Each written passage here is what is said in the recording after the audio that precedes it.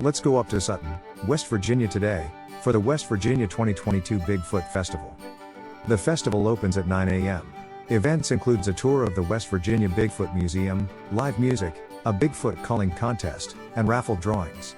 Speakers includes Bigfoot researchers, Alexander Petrikov, Mike Famillant, Ron House, B. Mills, Doug Waller, and a Bigfoot roundtable discussion.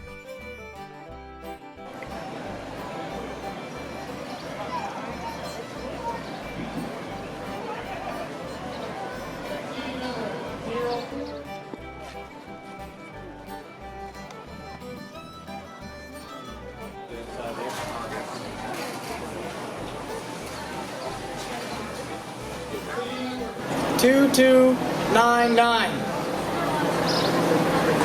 449 8118.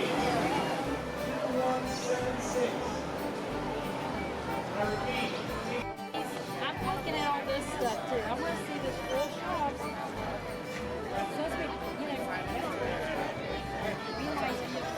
Paranormal author George Dudding, from Parkersburg, has over 57 books published.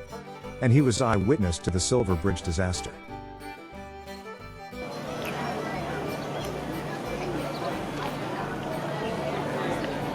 The West Virginia Bigfoot Museum has actual casted molds of Bigfoot prints, photographs, artifacts, plus t-shirts and other souvenirs for sale.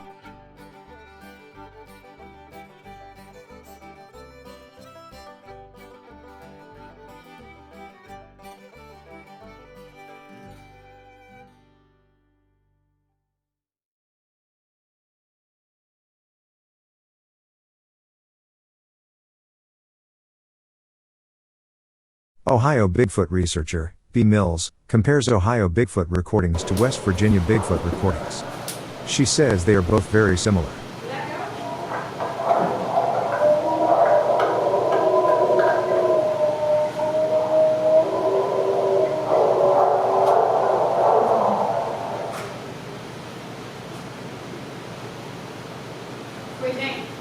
Doug Waller is a prominent Bigfoot researcher, author, and public speaker with decades of experience. He shares several insightful and startling first-person accounts from individuals of their encounters with Bigfoot. This first one is from Sutton County, Ohio, Dillon State Park. I talked on the phone February 23rd, 2021 to a man named Fred from Newark, Ohio. I believe Fred was a teacher over there. He had a Bigfoot sighting at Dillon State Park near Zanesville on Saturday, February 6, 2021. Fred and his family had been shopping in Zanesville that day, and on their way home traveling on State Route 146 decided to stop at the parking lot at the beach area of Dillon State Park so that Fred's older son could do some running.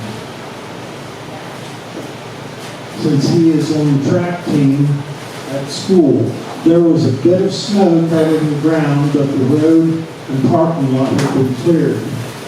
Fred's wife and younger son stayed in the car while the older son and Fred got out. While the teen was running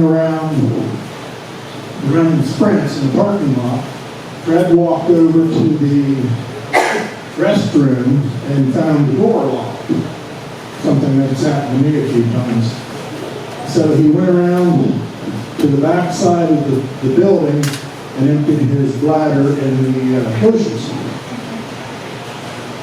Once he was finished with that, he looked to his left and saw a tall, dark, hair-covered creature standing, which at first he thought was only 100 yards away, but it turns out it was a lot further than that.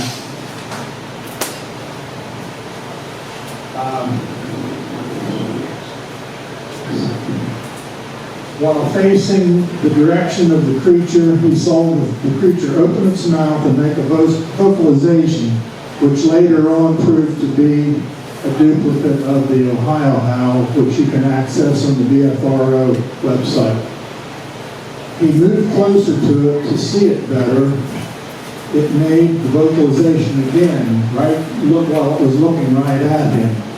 When it did this, Another creature which was standing below the big one actually started to move.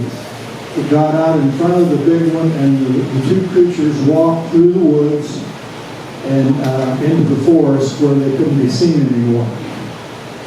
He said that the encounter lasted for at least 5 minutes before he realized that there was actually a smaller one with the larger one.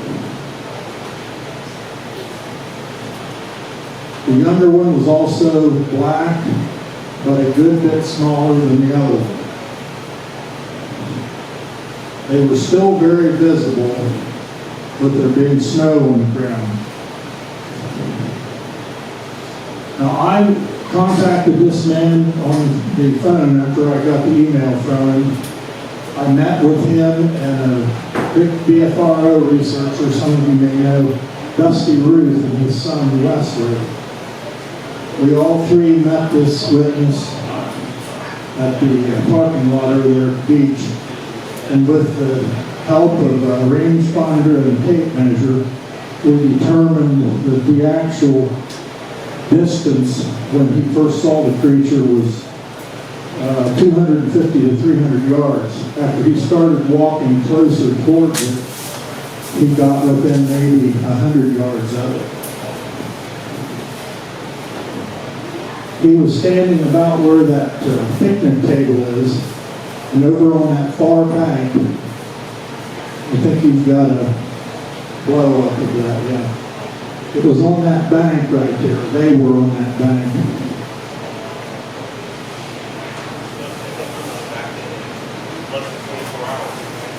After we did the recreation, the witness seems to think that the larger of the two was more like 8 feet tall, and the juvenile was a bit shorter.